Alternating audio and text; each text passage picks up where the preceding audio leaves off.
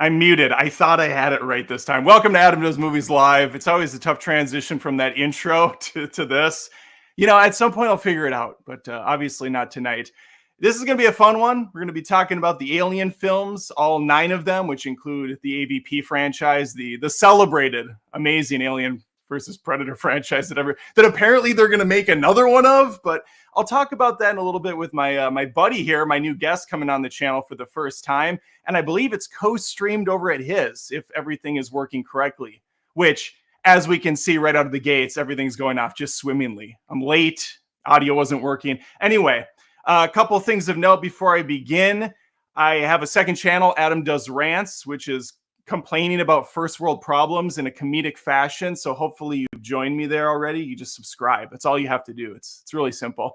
I've put out a bunch of videos this week on the channel, including the somber news that The Acolyte, everybody's favorite Star Wars show, has been canceled. We're going to pour one out for the power of one, the power of many.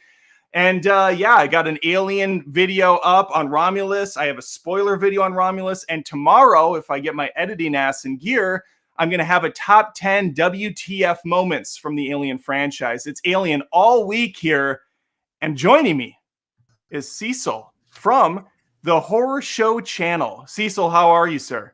I am doing well. How are you, good sir? Thank you for having me on, by the way. Of course. We met a couple months ago on a stream that had like 35 people on it. But Cecil really jumped out. We had a good back and forth, I think, banter, and he just seems like laughed at my dude. Awful, terrible, egregious jokes. No, that's not fair. It looks like there's a Spider-Man in the corner. Yeah, I mean, I'm very glad he came in with a mask on because his mom would kill me if he didn't. But yeah, sure. Spider-Man, I'm streaming right now. You want to say hello? There you Hi. Go. Is this the Tobey Maguire or the Andrew Garfield? Or he's the new breed. He's what's coming after Tom Holland. Yes, yeah, of course. I got to train him up a little bit. All right, buddy. Well, that's awesome. Yeah, we don't want him to hear any spoilers from Romulus in case he's going to be seeing it soon. Sorry about that. No, that's fine. That's what we do here. I'm actually excited. We'll get to Romulus in a little bit. I don't know anything about Cecil's taste on the Alien films. I imagine for a guy that has a horror channel, probably likes a lot of them, but we'll get there. So I think how we're going to do this today is there's 9 Alien films with the AVP crap. We're going to go chronologically through them, and then we're going to say where they rank on our list. Now, Cecil, I'm kind of cheating here because I've ranked these movies a couple of years back. Okay. But I did write them down, and then I checked on my YouTube channel to see if it lined up from 2 years ago, and it turns out I have the same opinion I had just 2 years ago. What an amazing thing. Nice. I agreed with myself. I'm like, oh, Adam, yeah, he gets it. This guy gets me. Yeah, no, that's great when that sticks over time. I think the only one that might have jumped in my opinion of it is Prometheus, from watching it the first time to watching it the second time. Interesting. I just watched it last night with my family, so I'm very curious to hear your thoughts on that movie. I did very much. I did like it better for sure the second time. We'll see. You want to get it? You want to get into it? You want to get dirty with this? Yeah, absolutely. Right. This is going to be fun, and I'll tell you just a little bit about myself since this is our first date technically. I am the kind of guy like that. I am a crowd pleaser enjoyer. So I am not super strict on films a lot of times. If I'm entertained, that's fine with me. And the way I decided to rank these is what order would I rewatch these in? That's kind of the easiest way for me to establish how much I like each one ultimately.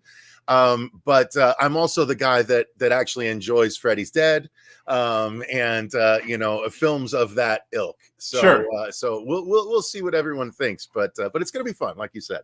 It's funny when I used to do reviews not that long ago. One of the requirements, I guess, in my mind at least, was rewatchability. But in the last like year or so, I've kind of taken that off of one of the requirements because nobody rewatches anything in the new generation. Dude, It's like, so what's coming next? new. Yeah, what's next? There's no time to rewatch. Mhm. Maybe it's because I have kids and I just look at how they kind of operate, and they're like, yeah, we saw this movie, Dad. And I was like, you were 5. You were 5 when you watched Alien. It wasn't really registering. Could we just watch it again before we see Romulus, please? I did get them to rewatch at least Prometheus. Like your kids are like, we don't have the time, Dad. You have all the time. I know. I don't have the time. Well, the problem is there's just so much biting for their attention. With YouTube, True. TikTok, Fortnite's right there. Fortnite's Minecraft, just around the corner. Yeah. Oh yeah, Connor loves Minecraft. My son Connor, he's all in, and he's watching YouTube videos on Minecraft. I'm like, this stuff's garbage. Yep. This stuff's not true. I know. I have a YouTube channel. Dude, they watch because we have a few kids living in the house right now, and they watch a Minecraft channel that the cuts are like choppier than Cocoa Melon. Like it's crazy how like I'm like, you guys, you can't keep watching this. It's gonna shrink your attention span even more. It's crazy. Yeah, I don't even know what to say anymore. But anyway, I took rewatchability off the list because I felt like I was a dinosaur with that thought process. Even though for me it is super important still because we grew up quoting movies and all that stuff. Anyway, guys, subscribe to the Horror Show channel. Cecil's awesome, as you can tell just from the few minutes conversation. And let's jump in. So the first movie that was released, I do Adam fun facts on this channel, Cecil. Here's a really big fun fact for the people watching on his channel as well. Alien was the first film in the franchise and was released in 1979. I know this is going to be kind of a surprise for a lot of you out there, but Alien was the first one that came out. Sigourney Weaver really kind of sold it as one of those first strong female leads, effortlessly doing so because they didn't have to tell the audience that she was a strong female lead. Right. She just did it. There was She's just badass. Yeah. She's just awesome, effortlessly so. Listen, this is number 2 on my list. I'm not going to beat around the bush, and it goes back and forth between this one and Aliens. They always shift gears, so I've already given my top 2 spots away, but I don't think any real Alien fan is going to not have one of these on the top. Cecil, where does Alien rank for you? Number 9. No, I'm just kidding. Chest burster comes up. Attacks the screen, comes through. I'm actually the same. I'm number 2 on this one. I think I can't really remember which one I was first exposed to, but my guess would be Aliens because I grew up essentially a Cameron fanboy, and Terminator 2 came out when I was 12. And that was the first Terminator movie that I ever saw. It was one of the first big action movies I saw in the theater. So it's like in my DNA. I love that. And then The Abyss. I've always loved The Abyss. That was my number 1 movie for years and years and years. Now it's probably Jaws, but The Abyss still remains up there. And then, of course, Aliens, I loved as well. And it's funny because those 3 also happen to have it's 3 of the best director's cuts ever to have been released, in my opinion, because they all have 30 extra minutes that are all awesome. Are they all necessary? Probably not, but they're all awesome and great if you love those films as much as I do. So I think I was first exposed to Aliens, but when I went back and watched everything, including the first one, I loved it because I'm such a horror fan, and it was truly a horror monster movie. And creature features are my favorite subgenre of horror.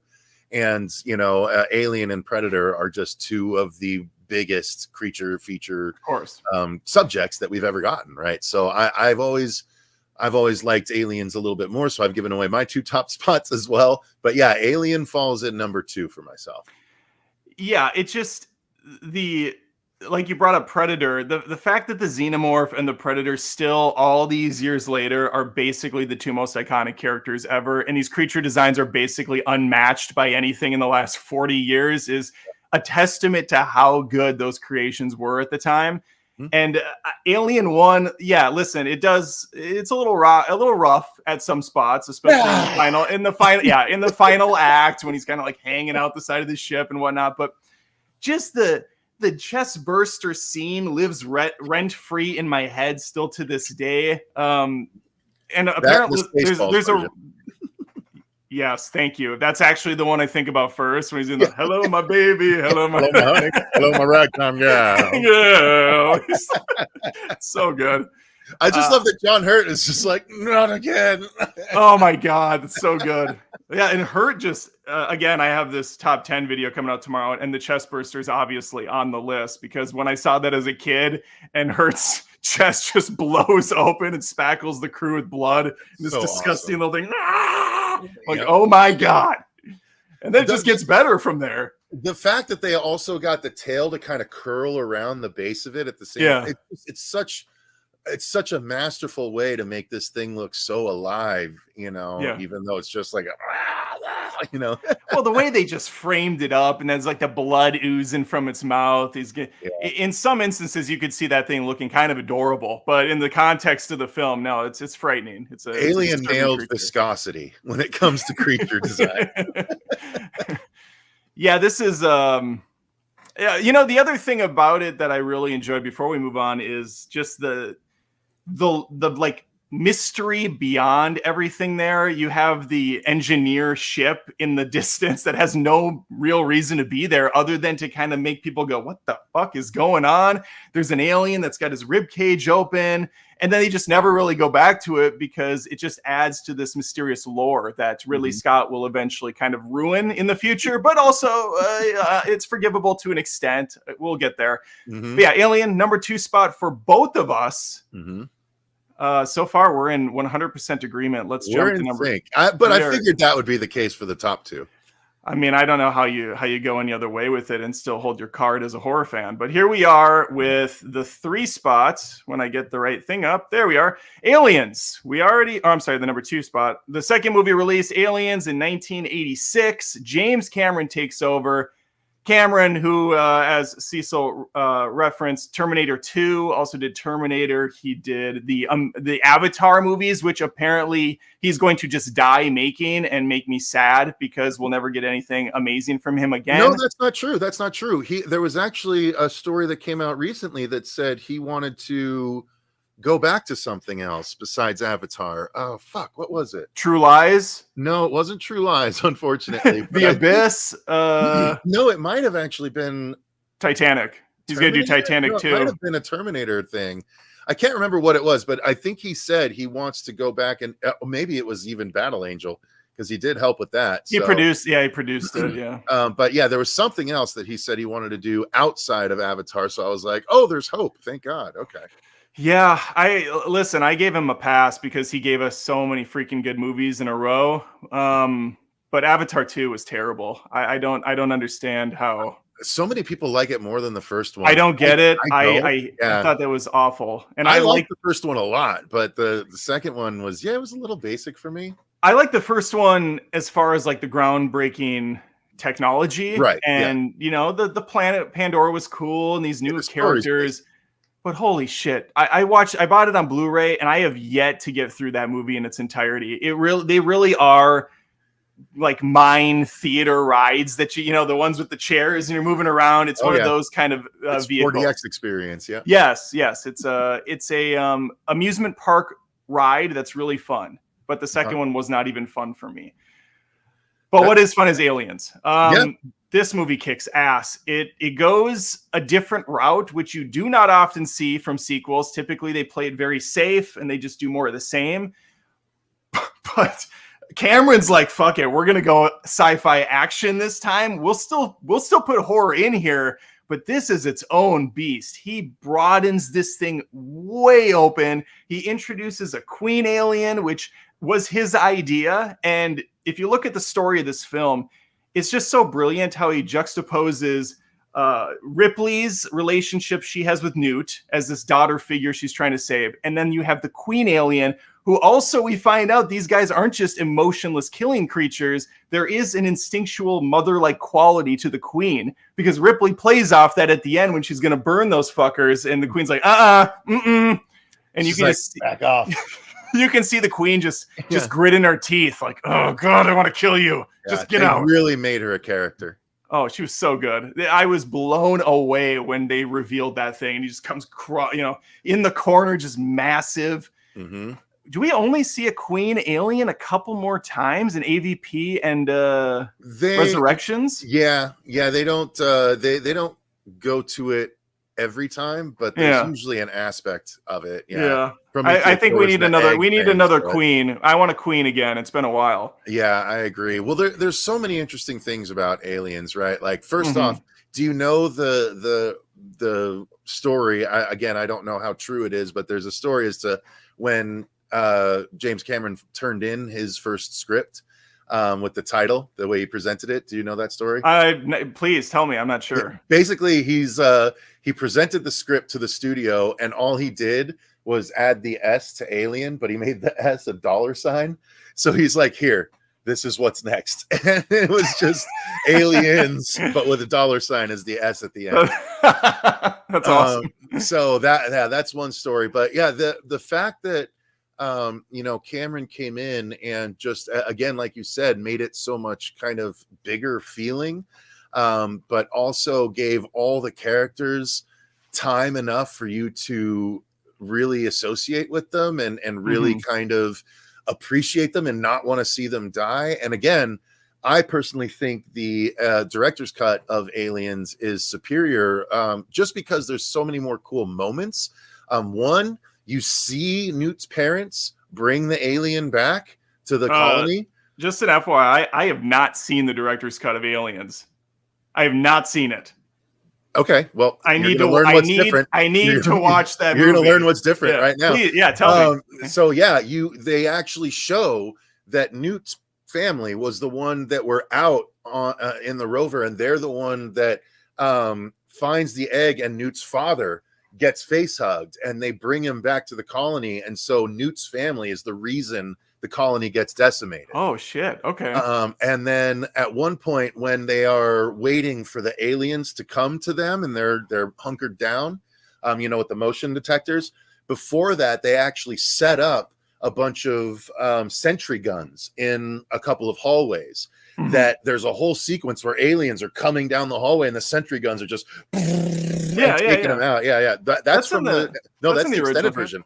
I swear that was, maybe I have seen it then and didn't. Yeah, you probably have. I don't know. I've seen the sentry gun part. Another thing is they also reveal not only that Ripley was under for 57 years, but Carter Burke also reveals that she had a daughter that now has died in that amount of time because she was in stasis for 57 years. Okay. So she tells her, and that's why her association with Newt makes so much more sense, because she sees her as her daughter who is now passed on.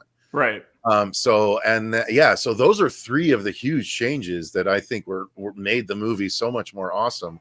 Each of those is like a good 5-minute chunk, but there's even like another 10 minutes beyond that. So there's no sentry guns at all in the original cut? Nope. Because I've seen that scene, so I must have completely blacked out on Newt's parents, or I don't know what's going on, but I'm gonna have to look into that. But that's amazing. Aliens. Oh shit. Cody Leach. It's only downhill from here. Yeah. It's only downhill from here. But Cameron, Terminator 2 and then Aliens, he just really, he couldn't miss for the longest time. Agreed. I was hoping he was going to do it with Avatar 2. He's the man of sequels, but he did not complete the circle. Some people might say he had a Shyamalan-esque career where it's strong, and then tapered off.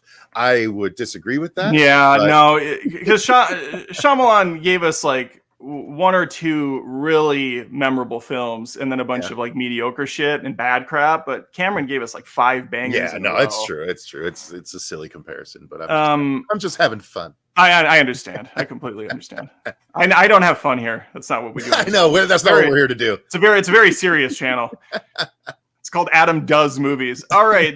In the third release, I was going to say in the 3 spot, but that would be ridiculous. Is Alien Cubed, as we call it here, Alien 3. They took David Fincher directed, as much as he would like to not have his name associated with this film. He sadly still is. Hot off his ventures in music video directing, he gets thrown into Alien 3. The script is being written on the fly. He's taking notes and he's writing as the movie is being shot by him. The studio is interfering every single day. They're trying to shut the film down every other week. It is absolute bedlam on the set of this thing. Sigourney Weaver's got a shaved head. Newt and Hicks are dead. The movie takes place on a prison planet. Cecil loves this film. I can already tell he's just holding his tongue as I tear this movie to pieces. No, I hate this movie. I see that here on Letterboxd, I have it at 3 stars, which is completely ridiculous. We're going to drop this down to 1.5 stars. Because I think at some point on Letterboxd, I was just randomly ranking stuff. And then I was like, I'm going to go back to this and fix it. Cody Leach is in the chat. He's another awesome horror movie channel. And he called me out because I had a rating on a movie I hadn't seen yet. And I told him I hadn't seen it. He's like, well, why did you rate it? I'm like, oh, God. We're having technical issues here on the channel. Pay no attention to the review behind the man. Funny enough, it was an M. Night Shyamalan stream that we did. But Cody Leach, my balls hurt just hearing that premise again. That's what he said in the chat. No, I hate this film. I really don't like it. I know there's a director's cut. Another buddy of mine, Tony from Heck the Movies, shout out to Tony. He gave me the director's cut to watch. He's like, Adam, it's better. I'm telling you, it's better. And I said to him, Tony, does it still take place on a prison planet with a shaved Ripley and 2 dead characters from the last film? Yes. Okay. Then I don't care how much better it is. But there's 20 more minutes. Yeah, good. Yeah, that's like when people are like, "Oh, have you seen the Batman v Superman director's cut?" Wait, it makes the movie longer? If I got a shorter version, then maybe I would like it more. Let's go more contemporary. Did you know that there's new versions of Rebel Moon that are even longer that you can watch? I did. Oh, here's some really funny aside on that, by the way. So I watched and reviewed both parts of Rebel Moon. Awful films, just terrible. I don't know what happened to Snyder over the years, but then the director's cut came out, and I watched like half of it downstairs on my TV. I'm taking some notes here and there, trying to figure out what was different, and I didn't realize that both director's cuts were released at the same time. I went upstairs later that day to finish watching it, not realizing I had pushed play on the second one, or Netflix had jumped to the second one. Had no idea, because I remembered the movie and I just thought that this is how it was now, like cut apart and changed.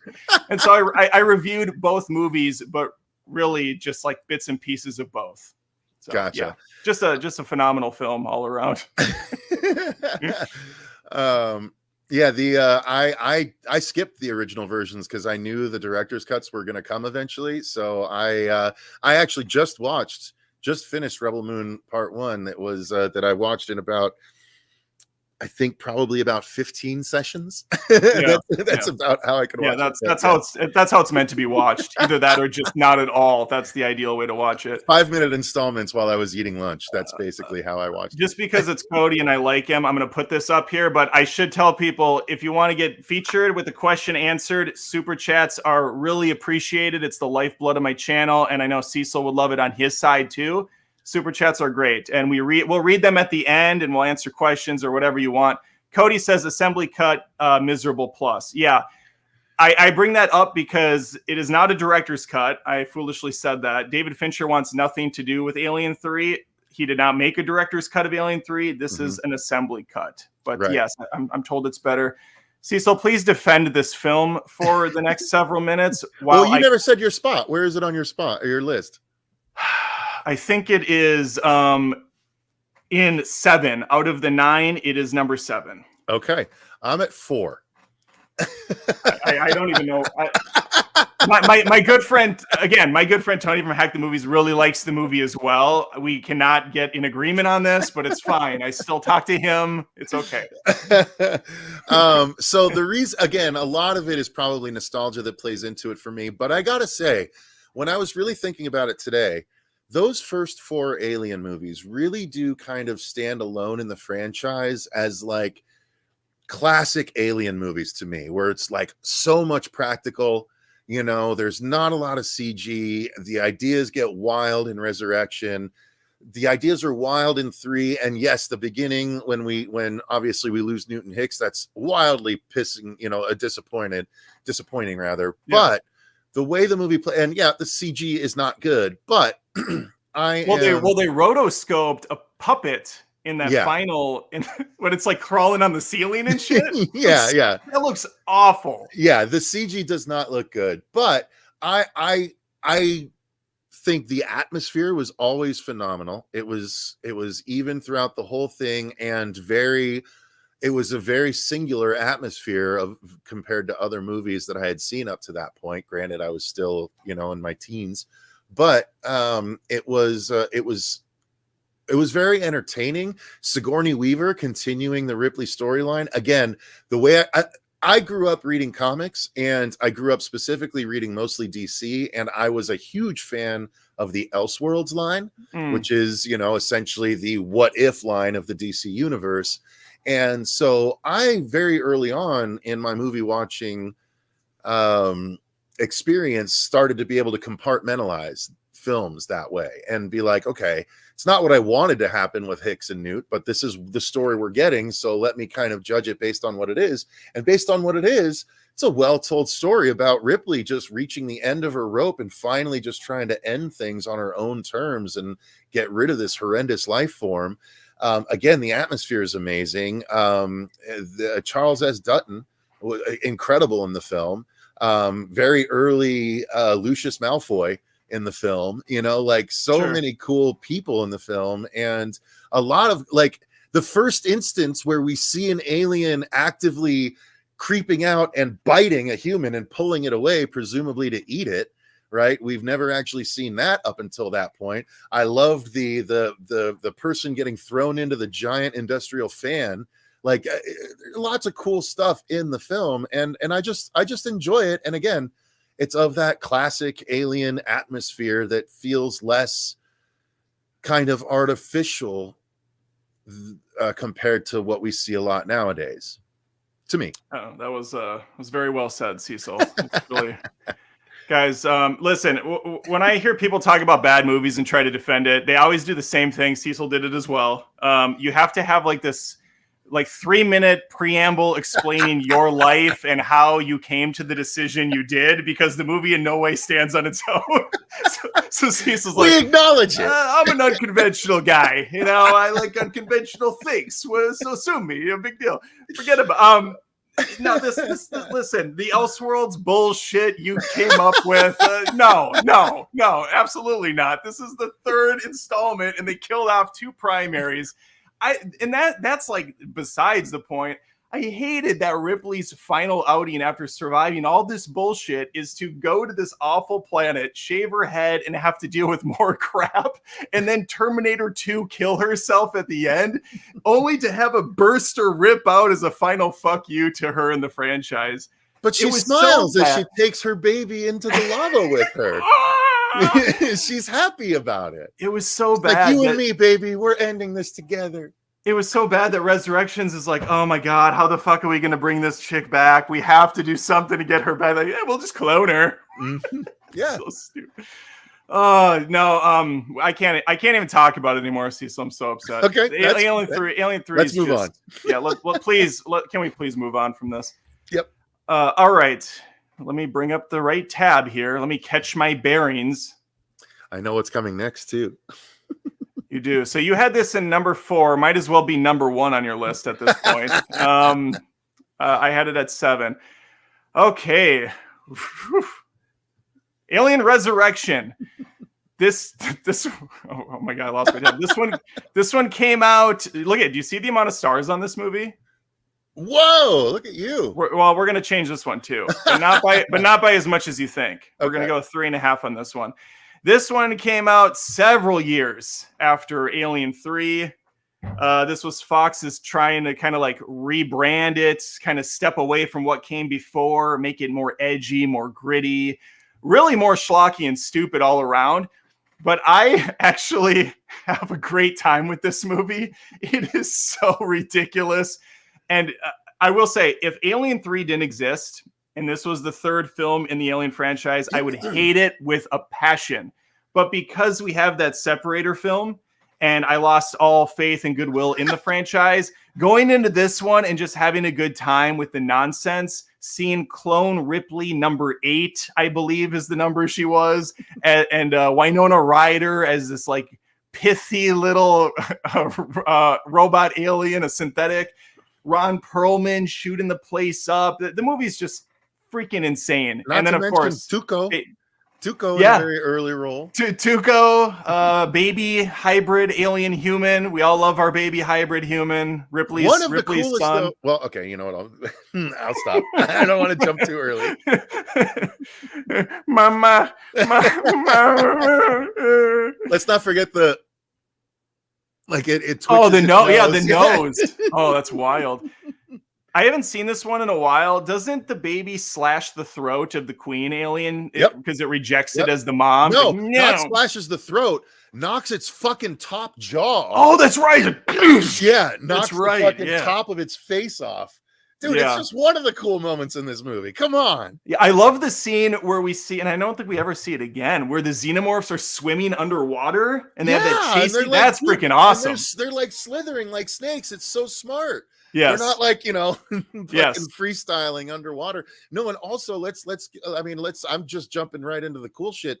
Please. The scene where they're trapped by Brad Dourif. Let's not forget Brad fucking Dourif played the scientist in this, cast out the ass in this movie. But when there's 3 Xenos in the containment cell, and like the Xenos start like kind of communicating, and like they start like barking at the middle one, and it's like, what the fuck? And then they just they just rip it to so that the acid makes a way for them to fucking escape. I think that's brilliant in an Alien. It's really cool. They do it to a dumber effect in Deep Blue Sea, another awesome schlocky movie where the 2 sharks just body the one in the middle. Absolutely. Awesome. And I was going to say, based on the fact that you were saying it gets silly and fun, is this kind of the Dream Warriors Dream Master of the Alien franchise, where it's still entertaining, but it's getting schlocky now. It's getting very schlocky, yeah. And is this Dream Child? I think this was written by Joss Whedon. Did I make that up, or is that accurate? Oh, so Whedon did. Yeah, Whedon did have to do with this. Cody reminded me, just reminded of a good moment. The chestburster coming through the dude's chest, into the through the other dude's head too, and he like goes over to him and he Terminators through all these gunshots, and he grabs the dude and puts him in front of his chest as the fucking chestburster goes through his face. Cody's right. That's awesome. It's a wild film. It's got some. I like the guy in the wheelchair, and the acid drops on his leg early on. He's like, ah! He drops backwards with the double guns. It's hilarious and it's fun. And again, if Alien 3 didn't exist and this was the next one, I would not like this movie because it's just it's so far removed from what did we just watch? Was there no aliens? It's closer to like a Resident Evil movie than it is an Alien. Like a scary movie to Scream, It's yeah. It's like Scream 3 was scary movie. The first 2 are kind of thought provoking, more somber affairs, and then this one's just balls out. Like we're having a good time. I have this one at number 5 on my ranking. Nice. I'm at 6. We're pretty in agreement outside of that miserable pick you have at the 4 spot, but otherwise we're pretty solid so far. I like this. We're on a similar wavelength. We're on a journey. We'll see if that continues. I think the journey is going to start to slip when we get to more Ridley Scott films, but I think so. We'll find out. All right, let me get to the next one here. We have AVP, Alien versus Predator. is this the first Versus film ever to really popularize the brand? I mean, it didn't really popularize it because they took a long time off, but you had this, and then you had Freddy versus Jason. No, Freddy versus Jason was 2020. Shenanigans. This was it's 2003. Freddy versus Jason was 2003. I think it was the year before. Let me double check that, but I think that's the case because the remake of Nightmare was 2010. FVJ came out first? I think so. Let's see. 2003, baby. Yeah, my memory did not fail me. Thanks for coming on the show, Cecil. We'll talk to you again soon, bud. All right, bye. Nobody outdoes me on my own channel. No, I get corrected all the time. I actually did a commentary track with Tony from Hack the Movies on Alien 1, and I think I got every name wrong as we were doing it. I'm like, oh yeah, this is the scene where so-and-so. He's like, what? What are you talking about? I can top that, dude. I started a pitch contest show on my channel called Elevator Pitch, where I bring on guests and we pitch movies, and we have like best of 3, and I've lost like 4 out of the 6 episodes. Like, oh my god, by a long shot. That's awesome. So I get it. Let's give this a rating. Since I gave Alien Resurrection a 3.5, I'm going to do the same for AVP. I think that's a fair thing. The thing that really hurts this one, well, there's a lot of things. The story is maybe the dumbest thing ever. I couldn't even translate it to you if I wanted. It's something about the Predators put the xenomorph eggs on Earth in a pyramid so that they could have a great hunting party every 100 years when the stars align or some bullshit. Yeah. Is that close? I think so. Okay. I mean, all I really remember about that is that, when they're doing the explanation, there's a badass shot of a few predators at the top of the pyramid. There's one with like a spear. Yeah. Yeah. And they're like just using their plasma guns to take out aliens, swarming them up the pyramid. It was basically the ending of Jet Li's The One, if you remember that chestnut. Yep. I am the one. Yep. I'm like, I stand alone. Like Godsmack is playing and they back out. I'm like, this is fucking awesome. How long has this movie been on? An hour and 5 minutes and it's done? We totally did better than The Matrix. Takes the motorcycle and smashes the guy. Oh my god, I forgot about that effect. This is gonna look great. This is gonna look really good in post. I actually, when you said that, it flashed to the front of my memory. Well, then he sandwiches two in between them. Yep. Jason Statham with hair. Oh god. Oh man. Oh, it's Papa Roach. Okay, Cody, do you want to come on the show? Because I'm really getting sick of your tongue in the comments. Papa Roach was the song at the end. I guess I should bone up on my The One trivia. See, again, I'm getting checked from people in the comments now. You know what? Actually, I didn't invite Cody on because he put out an Alien ranking like the day before this or a couple days ago. So I'm like, well, he doesn't need to come on then. He already talked about this. He's a busy guy. I'm actually going to see him this weekend for the first time. I'm going to meet him. He's coming out to Arizona. Cool. Whether he likes it or not. Yeah. I'm going to meet him. Nice. He doesn't invite me onto his shows ever, but that's fine. He can come on mine whenever he wants. There's the bet. There it is. Alien versus Predator is a fun movie. Paul W.S. Anderson directed this. Okay, hey man, look, this is pre-Resi Evil too. Yeah. This one felt less like Resident Evil to me than Resurrections did, but either way, it's schlocky as shit. Also, you have the humans teaming up with the Predator at one point, which is actually kind of fun. She uses the hulled out skull of a xenomorph as a shield, as a gauntlet. Cool. It's pretty cool. Dope. She's got a spear.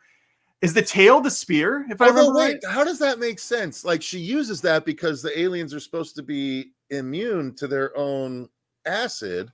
Oh, I guess that's just true. I think it's just and it's just kind of a it's to block the acid spray. I was just thinking that resurrection moment where the aliens destroy that one, but I guess it doesn't melt itself; it just melts the floor underneath. So okay, and I think she has the tail of an alien as well as the spear. Of course. And then the Yautja goes up and does like a little symbol on her forehead.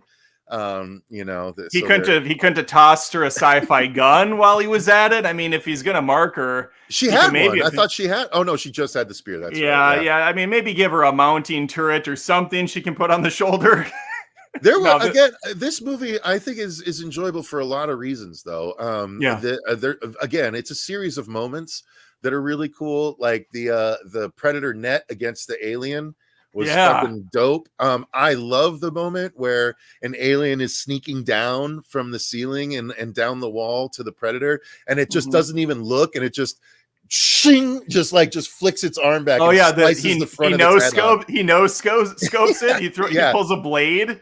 I Yep. was just waiting for him to like grab the shades and put them on right after that. Yeah, that whole little pyramid fight is really sweet because you got the predator doing the vertical limit jump across.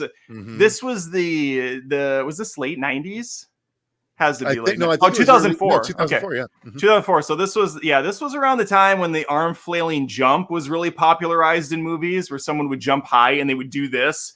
I don't know if you've ever jumped off anything in real life, Cecil, but this is the most unnatural thing you would ever do when you jump into the air. But they do it in every movie. I jumped off a high dive for the first time in 20 years about 2 weeks ago, and I'm pretty sure I did do that though. Like, Oh, okay. Well, then you could be in a movie. You could be a stunt person. oh, absolutely, yeah. But it's more like fat guy flailing than cool falling. But okay. This movie does have a queen alien, and it's badass. They went Mhm. full blown CG with it. It looks very fake, but it's also cool as shit. And Um, it's a fight versus the queen without a loader to help you at the end, but you have a predator to help you Oh, instead. that is easily the best moment of the movie, where I don't know the protagonist's name, but she's running through the snow and the queen is like smashing through dinosaur bones or something, like whale bones or so. I don't know what it is. And then you just get like this corner shot where you see the predator bullet time, not bullet time, but he's like Jump slow up motion and throw its spear. Yeah, yeah, yeah. Oh, it's epic. I'm like, oh shit, yeah. Yeah, dude, that is Yeah. cheer worthy. Yeah, I agree. Yeah, it was fun. Plus, the pyramid was actually kind of cool because you had all these different rooms. One of them was the nesting grounds where you had all the little sarcophagi with the face huggers coming out, and then you had the pyramid itself was like on a rotator, so walls were closing. It was like Cube, like they built Cube inside the pyramid somehow. The Predators were really thinking this through. They're like, all right, the really xenomorphs are not going to be enough of a challenge. We got to have rotating pyramid structures. It's going to be a whole thing. Yep. They got a predator with glasses on, a scientist, and he's like schematic. He's doing all the schematics for this. He's like, I'm telling you, it's got to be a pyramid. Yep. He's got a whiteboard. There's the one predator who knows that something bad's gonna happen, like the day after tomorrow type of predator. Is like, you can't do this, it's gonna fuck everything up. I'm telling you, a xenomorph is gonna get onto our ship, which happens. The old man Charlie predator. You're all doomed. And it does happen because all of these dumb early versus movies had to have that cliffhanger ending. Oh yeah, Freddy versus Jason had it with what didn't Freddy's head winking. Freddy's head like blinks or something. Yeah. Winks. Of course it does. And then this one we have the chest burster coming out of the predator at the end, which makes the hybrid the Predalien. Yes, of course. I'm sorry. Did we say where we put these movies? I'm at 5. This is above one above Resurrection for me. And I'm just flip-flopped. I have it at 6. Okay. Wow, so we are pretty close. This is very fair so far. This is a very honorable list besides number 3. We've already talked about it. We don't have to go back to Alien 3. I think by the time this is over, you're going to put yours lower on the list. Nope. Yeah. I have so much like knowledge and goodwill on my side that you're going to be like, you know what, Adam, he gets it. He gets it. Yeah. Sutter Kane. DJ Bless is watching. This is my buddy DJ Bless. He's also Sutter Kane. He has a bunch of records, and he's actually a mixer in. He does Hollywood films, so it's pretty awesome. He worked on Kane, in the Mouth of Madness reference. He mixed a few songs on Halloween Ends, everybody's favorite Halloween film, of course. Excuse me. I think that's the one he did. If I'm wrong, I apologize. Bless. 1,000 apologies if I'm wrong. But no, he's a cool dude. Nice. Okay, let's go to the number. What movie releases this? 1, 2, 3, 4, 5, 6. Aliens versus Predator Requiem. Oh my God. All right. This is dead last on my list. You can talk as much as you want about it, but I honestly could not get through this fucking movie. What? Actually, yeah, no, I thought it was just production-wise horrible. I thought it was far worse than the last one. I know they made it R, so it's edgier, it's darker, it's grosser. I couldn't see anything when I watched the movie. It had a very kind of 90s horror vibe to it, with the like the schlocky teenage kids in the pool and they're getting killed. And I don't like this movie at all. And actually, you know what? Maybe it's not number 9. It might be number 8. Let me look back really quick. But either way, it's very low on my list. Nope, it's number 9. This could possibly flip-flop for me one spot above it. If you're at number 3 with this movie, I'm just no, I can't do that. I can't do that. But honestly, looking at it, my biggest problem with Requiem was that it's so fucking dark. You couldn't see shit in the theater. That's what I was saying. That's what I'm saying. I don't know what the hell is happening in that movie. Yeah. That's a problem. So that does hold it back. I am just struggling with whether I would rewatch it before my number 7 and thus making it number 7, or I hope we're in agreement in this. And I want to tell you, my number 8 spot on this movie, or on this list, has flip-flopped several times over my years of whether or not it should be the last. So we'll see if we're in agreement. But yeah, no, this movie's just so forgettable, so amateurishly done. But again, to me, it's got cool moments. It's got a lot of cool moments. It's got the Predalien. I just don't remember any of them. So it's the one, to me, like, I know that technically the first AVP took place on Earth, but it was all in this pyramid. Yeah. This is the only one that has been like a slasher on Earth with aliens and predators. I'm actually very excited about Alien Earth, because I'm assuming we're going to get aliens on Earth. And that's exciting to me. This is the only movie that actually fulfilled that wish.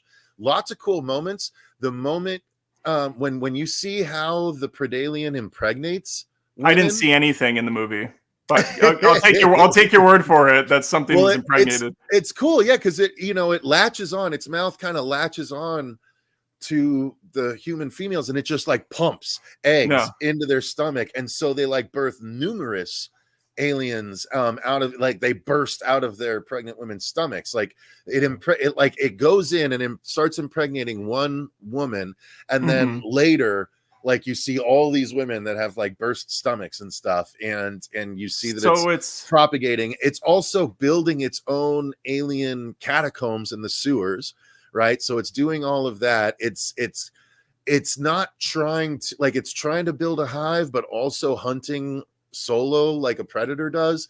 So I like the fact that it took place on Earth. It's a slasher, but with aliens and predators. But I still put it at 8, but I don't hate it the most out of all the movies. It's an alien dude going around impregnating a bunch of women. You could say he's a super predator.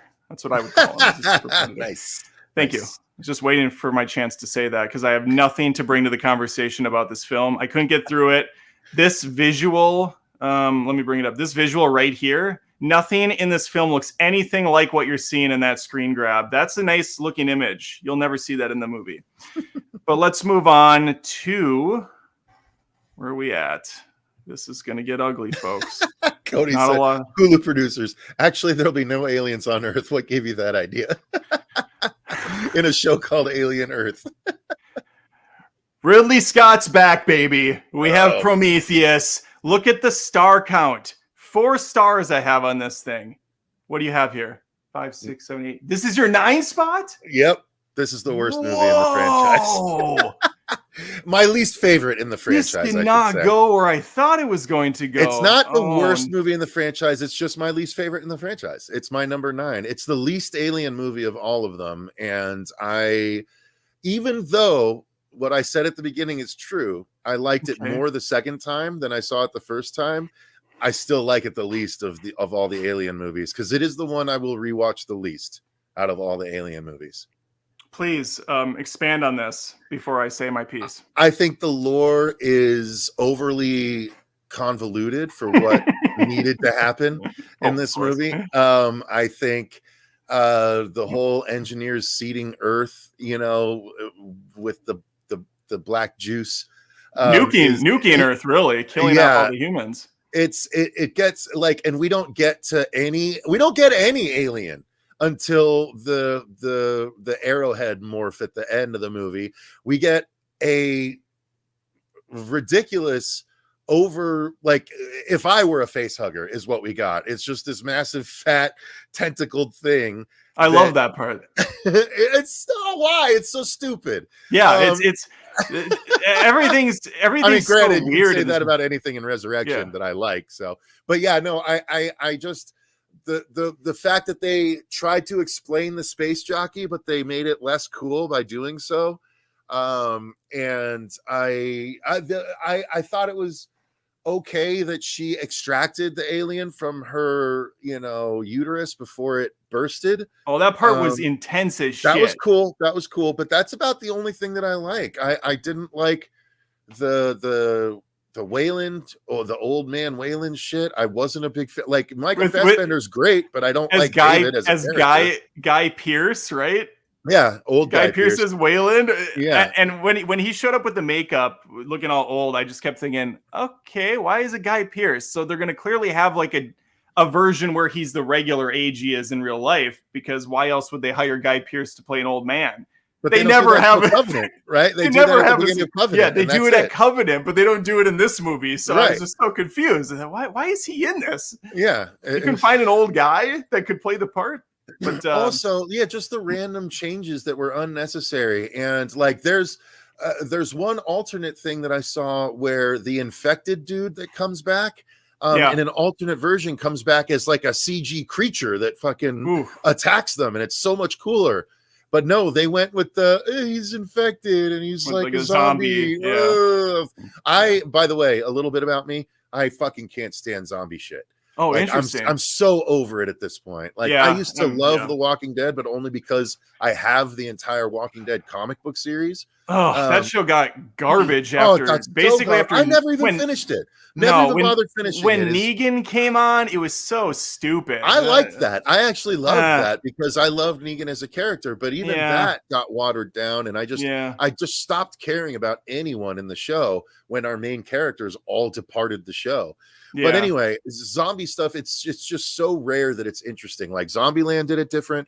One of the only Zack Snyder's movies that I can really swear by, Day of the Dead, did a really good job in that reboot. But Dawn of the Dead. Thank you. Thank you. I would have gotten crucified on that. But I got a correction back. I have been you got me.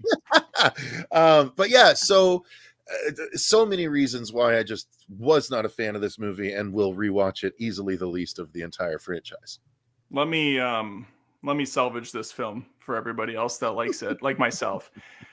First of all, I would say that it's probably the most beautiful movie in the Alien franchise. This film is gorgeous cinematically, top to bottom. Yes, I will jerk off to the visuals all day long. I rewatched it 2 nights ago with my family. The visuals on my 4K TV were crisp. They were popping until the streaming gave up on Hulu and it went to shit for a little while because streaming still sucks in 2024. But still, it looked great for the most part. Yeah. Every clear bit of that uninteresting plot. There is a lot. Listen, Ridley Scott has gone off the deep end into Crazyville a few years ago now. I watched that Raised by Wolves show that got canceled after 2 seasons. Oh, I watched the first season. I couldn't bother with the second. And here's the thing. Prometheus, to me, is kind of like that show where I watched all of it and I kept wanting more insanity. Like, it was so fucking weird. And this whole movie has a really cool concept of David, who's a synthetic, is around all these people that hate him. They're assholes to him, kind of for no reason a lot of the times. And, he kind of feels unwanted because that's basically what they tell him. He's unwanted trash. So he wants to play God himself. He's very invested in the idea of creation. And so when he sees this black goo, he gets this whole idea. He has this like subplot going on from Wayland and what Wayland wants.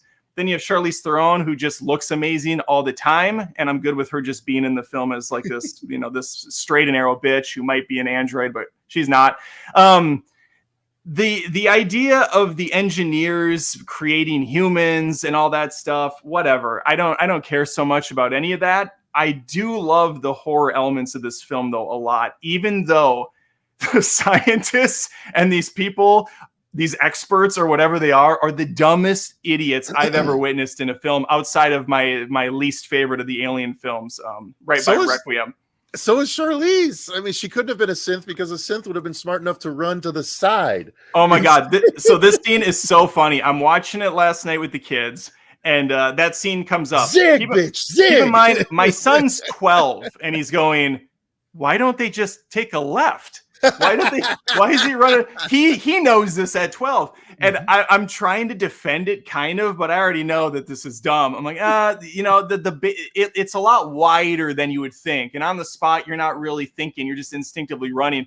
Not 5 seconds after I say that, does Elizabeth Shaw fall to the ground and then just do a roll to the side. Yeah. It's like they're right there. All they had to do was move like 5 feet over. And like, it's kind of the equivalent of the Austin Powers moment. No! Yeah, exactly. And then of course my son, I thought you said there wasn't room. I'm like, shut up. Just watch the movie and enjoy it. To be fair, Connor, my son, freaking loved the movie. He thought it was awesome. But a 12-year-old, what do they know? And what does a 41-year-old know? I thought that the idea of kind of the evolution of the xenomorph was cool.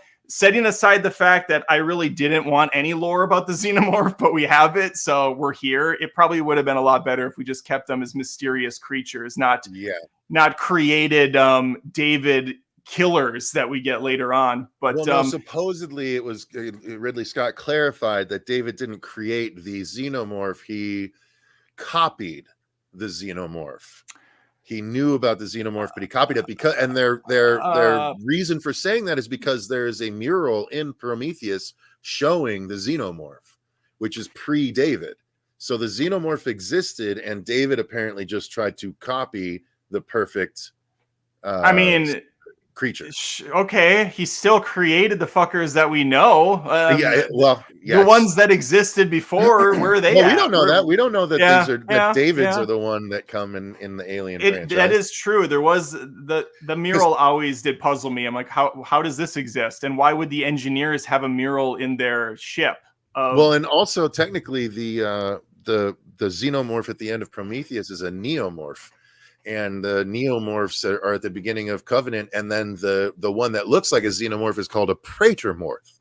Yeah, as everyone knows, of course. Yeah, and that's my favorite part of this. Xenomorphs, technically, my favorite part of this movie is the ending when, and again, I did like all the evolution of the goo as it goes into people's throats. You had the squid baby one that becomes this gigantic face hugger, takes down the engineer, and then we get the angsty teen xenomorph that's like, I don't like it. I don't want it. That was awesome. Xenomorph. Yeah, I wanted to see more of that guy. I think he kind of shows up a little bit. No, is it a white version? Neomorphs. Yeah, it's like an albino version or something. Yeah, yep. That's this movie is wild, and I will say, I've watched this movie like 4 times. It's kind of like Raised by Wolves, where I don't know what it is that's drawing me to this shit, but it's like so different from anything else out there that I can't help but watch and be in awe at the visuals and the horror elements. But yeah, the plot, the storyline, the lore, every time you try to do this kind of stuff, you end up making more questions and more plot holes. Look at, I think in my top 10, because there's a moment here in my video tomorrow, I referenced the TV series Lost.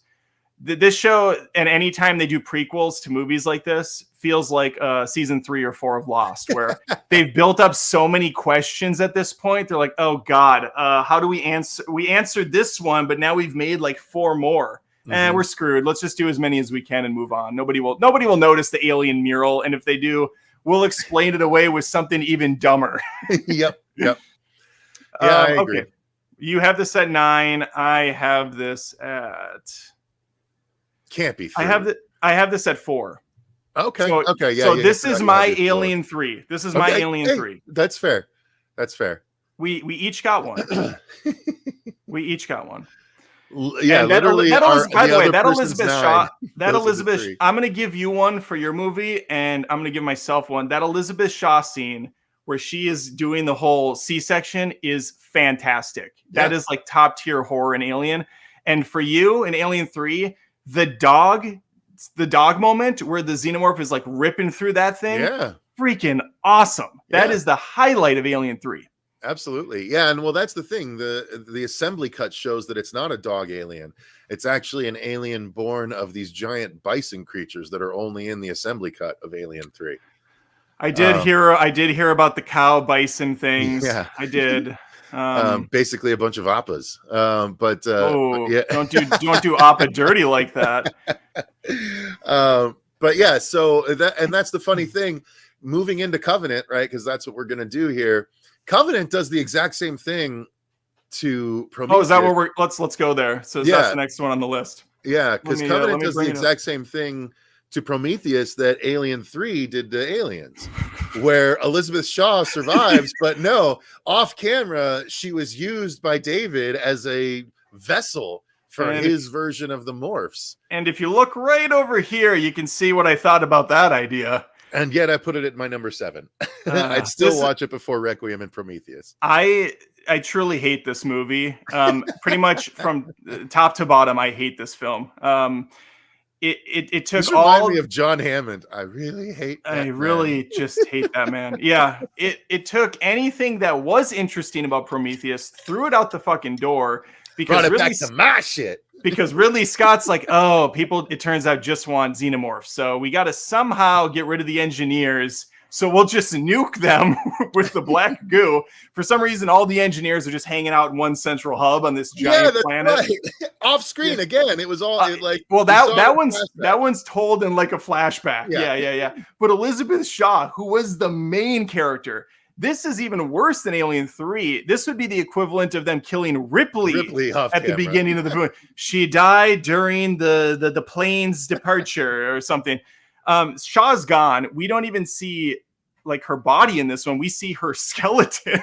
Well, no, it's technically it's her body, but her skin's all peeled. But it's all it's like decomposed, and we see her ripped open. It's pretty pale. I only know because I had to watch a Alien Covenant ending explained to remember the fucking thing before we did this today. So I call it Alien Coven shit lovingly. Nice.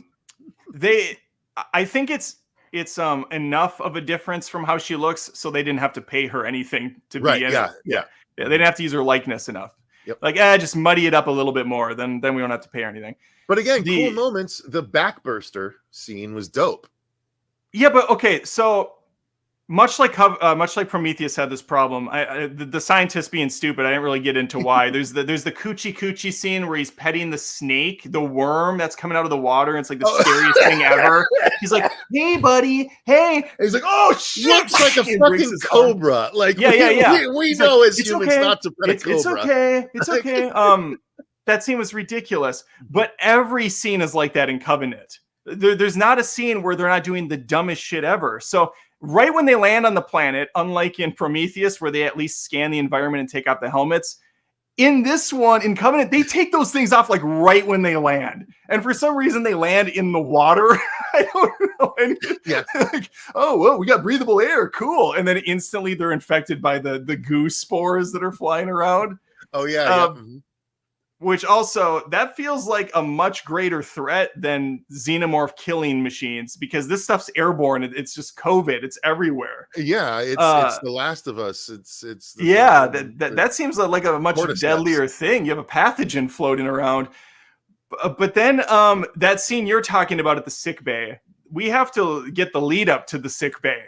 This guy's infected. He's going down, and these people are like, yeah, bring him on the ship. He's like throwing up blood everywhere. They don't have him in any sort of a quarantine containment unit. It's just right onto the ship.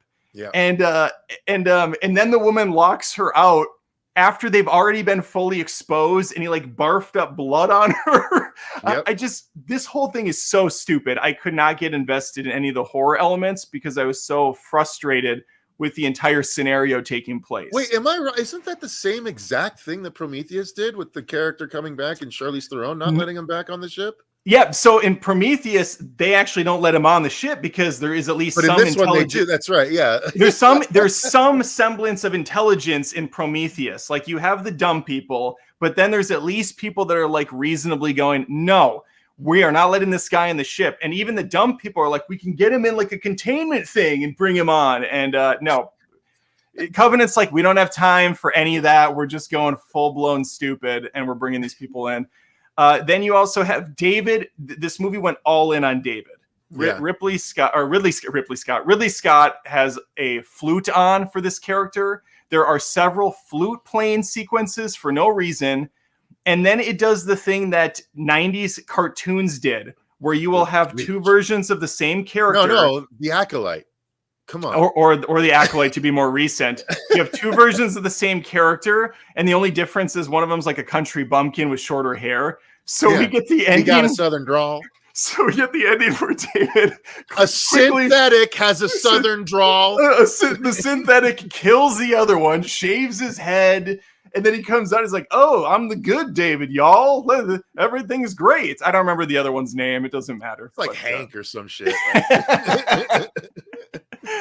Yeah, I just hated this. I hated this movie so much. Again, just because of the Xeno action and the gore. I put it above Requiem and Prometheus, but again, I could flip-flop Requiem and Covenant so that Prometheus is 9 and Covenant is 8. Like, I could very easily do that. Well, I would appreciate that much. You could do that much for me. I would really. All right, you got it.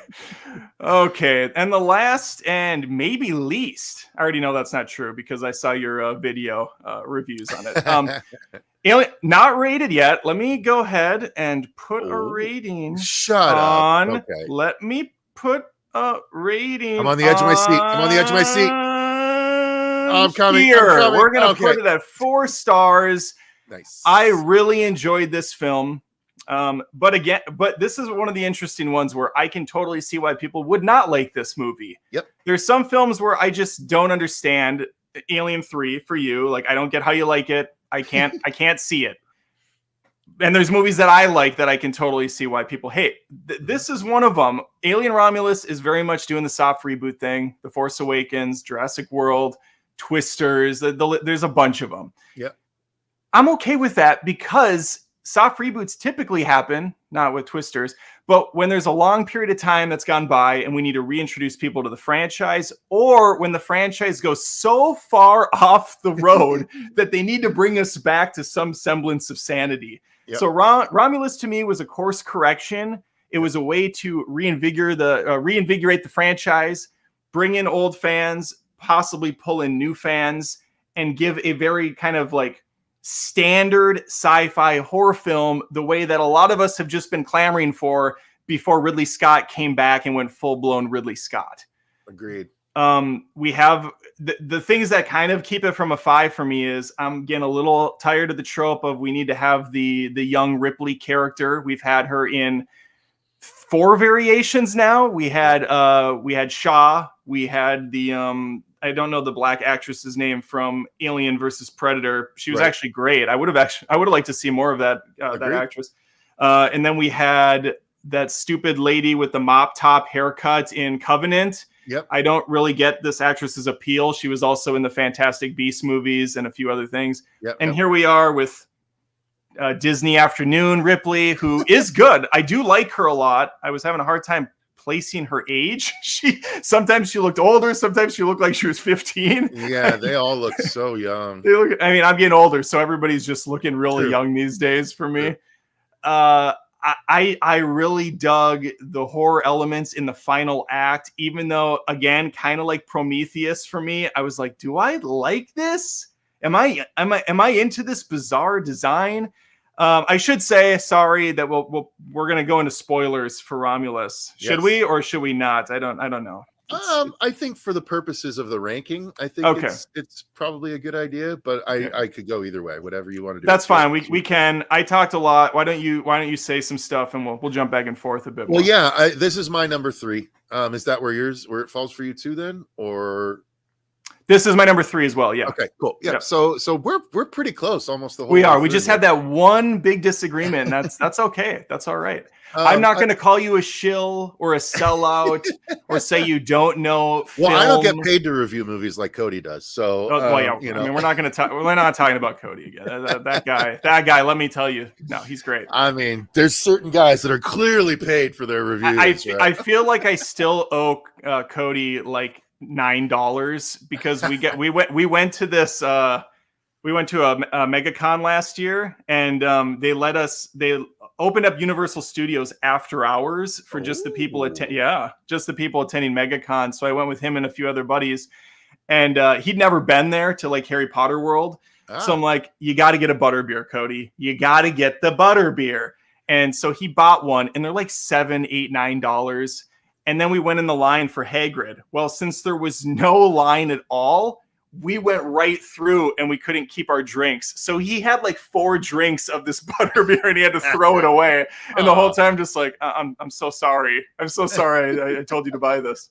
Well, now his comment earlier makes more sense, because he said that there's no one other than you that he'd rather ride bitch on a broomstick with. Oh, good. Oh, good. No, that's not related. Oh, to that's that nothing to do. No, okay, no. okay. I'm sorry. Fair enough. I'm that's joking. Just a different night. Okay. But yeah, so I agree with you. I think this was definitely a course correction, and I've seen obviously some articles saying it's a glorified fan film. Look, we've been getting glorified fan films since The Force Awakens, and probably even before that. Like, who cares?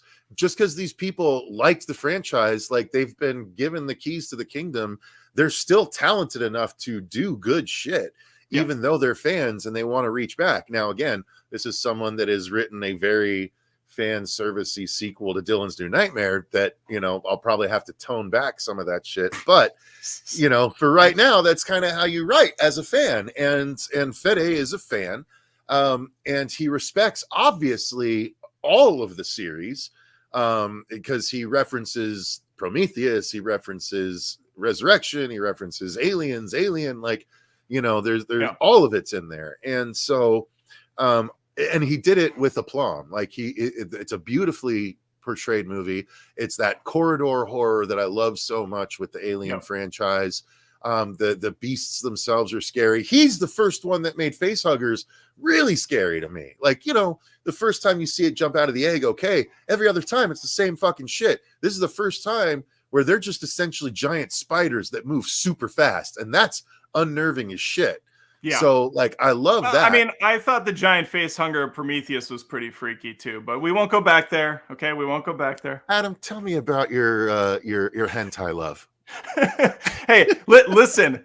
I said this in my spoiler video, but I found Romulus to be pretty sexual with these aliens. There's a lot of kind of like phallic moments with things going into mouths. I'm like, well, we're really going all in on the mouth stuff, aren't we? Or even the xenomorph cocoon having a very kind of interesting design to it. And she's a spitter. The xenomorph cocoon is just a straight up vag, dude. Like, it's crazy. Yeah, exactly. And is that a new concept? I don't remember. No, that is the one thing. So it's funny because when I saw the trailer, right, for Romulus, you see that one moment where like the hands are like unfurling. And I was like, wait, are we gonna finally see the chest burster grow into the Xeno? Like, that'd be awesome. No, apparently there's a whole cocoon phase that we've never seen in 8 previous movies. Wait, which is also a little weird because I'm pretty sure we've seen the remnants, like the skin of the past. We absolutely have. Yeah, because it sheds its skin as it gets bigger, just like a snake. But it's snakes and cocoons. It does both. Yeah, like there's snake-a-pillars. Yes. So that was interesting, and the vision of it, and not only that, but there's I mean, he shoved a zapping rod up into it, and what are we doing here? But nonetheless, it was still like, I wouldn't consider that a misstep. I would consider that Fede trying to add his stamp on the lore. Oh, I don't think it has a misstep either. I thought it was badass. I don't care. It's an interesting thing. I don't necessarily think that's the best way to do it. And like, now are we supposed to assume that every blank morph grows in the same way, or is it just this one? Right? Is it this xenomorph that does the cocoon? Sorry, my buddy Chris is messaging me. He's wondering why we're still going because I'm supposed to be playing Fortnite right now with him. Oh, this is a priority for me at my life as a 41-year-old adult. Chris, I've never played Fortnite once. Only a couple of years older than you. You have more of a life. You have more of a life than I do, apparently. No, I'm replaying The Last of Us 2 currently, so that's why. And I'm replaying it. Ugh. I know. I did Well, not I've like only that played it story. once, and I haven't played the remastered version, so that's what I'm Oh, playing yeah, yeah, right yeah. now. It's got 16 more pixels. Yeah, it remastered after 2 years. Yeah. Did you Yeah, play Alien Isolation? loved that, and we Okay. got to see the phone, right? The I have saving not. I phone. haven't played it. I've had it on my in Oh, my downloads folder. oh, dude, It's been free for prioritize years it. on PlayStation Plus, and I just keep not pulling the trigger on just. Prioritize it. It's so Okay, good. It's overly long, that's okay. because like there's a whole back half that's more synthy Yeah. than alieny, but All right. it's still very, very worth it. And yeah, the save stations are like these little phones on the wall throughout the complex, and Okay. Fede put one of those in Romulus. Nice. So it was really cool to see that, as as an Isolation fan. But yeah, I Yeah. actually felt that there was a lot of vibes of Isolation in this too. Another thing that made it so good is we get back to the sort of grunts, right? Like they're not grunts per se, they're not military grunts, but they're lower echelon in the hierarchy, right? Sure. Right. That's the best way to maybe put it without Yeah. No, coming that's off as apt. Yeah. offensive. And they're just trying to escape their station, and they run afoul of a beast in the middle of their best laid plans. So it's cool. The problem is they're all so young that it does come off as a little bit not CWE, but he didn't spend enough time on each character to make me care about the characters. Like we were told that someone was pregnant, but we never really saw the struggle of that until it became a plot point. You know what I mean? I mean, that was such an obvious plot point too, where they had this like little side quest where it's like, I'm pregnant. I'm like, okay, we're gonna be doing something with this. There's no way they're bringing out this information for no reason. Yeah, Cody, by the way, chimed in, said they used red flares from Isolation 2 in the facehugger chase scene. Yep. That wasn't a Jurassic Park. There were red callback? flares. There were Didn't Ripley use flares when she was leaving breadcrumbs on her way to get back Newt? But I don't know if they were red. But anyway, that was in the Newt cut. That was in the Newt cut. It was the Newt cut. Yeah, right.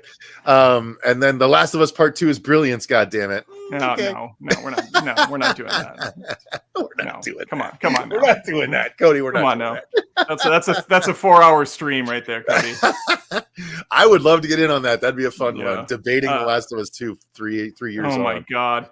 Well, it's going to be apt with the show coming out, but still, Yeah. Romulus is just, and of course, let's not forget about he had really cool ideas, Fede. The idea of when we saw the trailer and there was that one shot of what looked to me like interior endocrine systems, you know what I mean?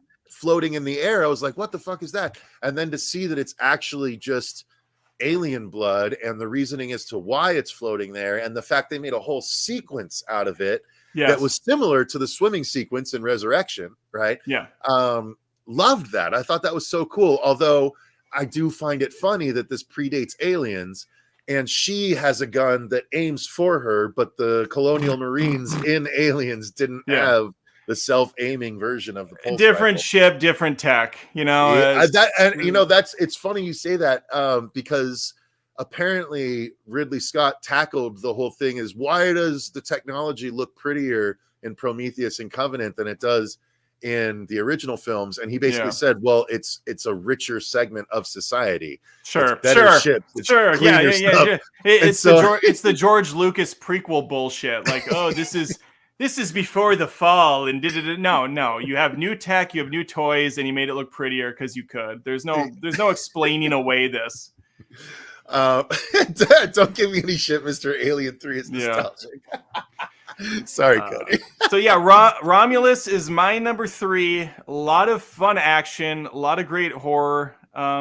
It just moved really well from beginning to end. It was genuinely one of the first times in a long time I was in a packed theater and people were actually doing the whole like gasping and having some laughs and some thrills. And I mean, you're getting some emotional like feedback from a film instead of watching Borderlands and going, what the fuck was this made by AI? What are we doing here? So bad, dude. It's so stock nowadays with movies. It felt like there was actual passion on the screen. Even if it was familiar, I don't care. It's well made.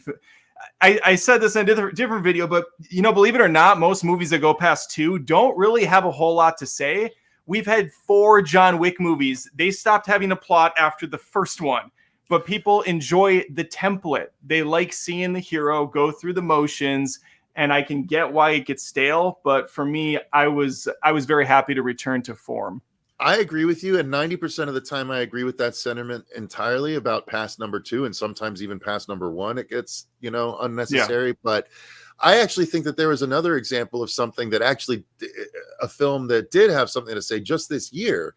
I personally think that A Quiet Place Day 1 was, yes, a similar setup, but it had a completely different message, which, I enjoyed that movie. I did too, but like, just take control of your life and do things on your own terms. That's a whole different, thing to say than the first movie. Is. So there are occasional in the examples. Subtext, right? That wasn't like a. No, like if you look at the overt. template, though, it's the same exact kind of wash, rinse, repeat. True, but yes, there was a different message. Yeah, when you're in the franchise, you're going to have similar things. It's a matter of how you do it and what messages are you conveying, right? Right. So I think, but again, 90% of the time, I agree with you 100% that past 2, it's just complete trash, well, I'm not even saying there's no innovation. I'm not even saying it's trash. Like, I Yeah. still enjoy John Wick. I still will give Jurassic World movies the benefit of the doubt, even though they've been awful. And yet I will rewatch them all. Oh, wow. Okay. I just love dinosaurs. I know. That's where I'm at. And it's like, why does Jurassic Park have like the whole market on dinosaurs? We had 65. That was the only movie. It was fine, but let's not forget A Sound of Thunder, Ben Kingsley's masterpiece. No, I think let's forget that. Let's forget that movie altogether. The Carnosaur series? Come on. Carnosaur 1, 2, and 3. That's pretty old now. It's a pretty old franchise. How dare you? If that's old, I'm old. Those top shelf movies that don't even go to theaters. All right. Well, this was a blast, Cecil. Thanks I don't know. Did we? I don't think we saw. I don't think a single super chat came in all night. What a sad. What a sad display. I've never had that in a live stream ever in my life ever. So I guess everybody's good luck charm. What can I say? Yeah, that's never happened to me, but that's okay. It's never happened to you. It's never happened. No, I'm so sorry. It's not your fault. It's not your fault. I feel like I should super chat.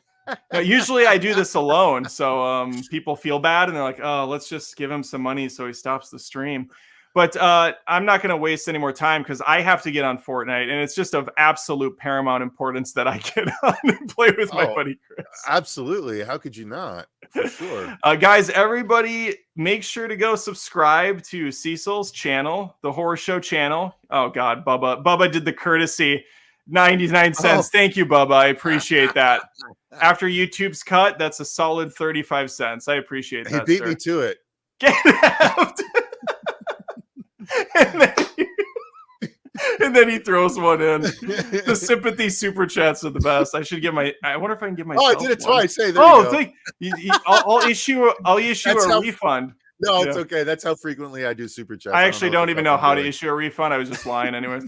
Guys, subscribe to the channel. He does a ton of stuff. It's awesome. Live streams just like here. A lot of reviews, horror-related videos, which I kind of brand. Although I did see a recent horror film. I watched the new Awkwafina John Cena movie, Jackpot, on Hulu. How was it? Not good. Not good. It's an Awkwafina joint. Oh, so she plays. Wait. Let me guess. She plays a gruff and tumble woman that you really can't mess with, but has funny lines. That's right. Well, no, she has what she thinks are funny lines. She has really bad posture. I just realized in that movie, she's really slouched forward. Kind of like a female turtle, huh? Oh, look at Cody gave me the $9.99 super chat. Cody, I gave him a $9.99 on his last one because he hit 150,000 subs, and so now he's just giving it right back to me. Spare change. Thank you, Cody. That defeated my goodwill towards you, sir, but I appreciate it. We have canceled each other out. And subscribe to Cody's channel as well. Okay. Absolutely. Everybody already is. All right. Thank you guys for watching. Cecil, do you have any final words, anything coming up that people can be excited for? I actually, if all comes to fruition as it should, the behind the scenes special of Dylan's New Nightmare should finally be ready to present on the channel, and I'm going to try and present it on the 1-year anniversary of the release of the film, August 31st. So if that's the case, it's going to be awesome. It's like a full length feature documentary, and it's obviously been in the works a long time. So that's coming, and we will be releasing a version of the film with 2 shots blurred out so that YouTube does not demonetize it and will still push it out to people because fuck YouTube. Yeah, but yeah, other than also that, we just love it. Constant coverage. We're going to be reviewing Stream, The Crow, and one other thing this week. I don't know what, but yeah. That's awesome. Come back for that. And I just noticed your gremlin in the background. I love that. That's fantastic. Of course, I got to have the flasher. Is that who they? Oh yeah, he's got the shade. Oh, I just realized that's his trench coat. Oh, that's awesome. Yeah, that's great. Got the best. That's why you placed my name just perfectly. Yes. And on that note of flashing people in public, thank you for joining the stream. That's our alien. That's our alien ranking.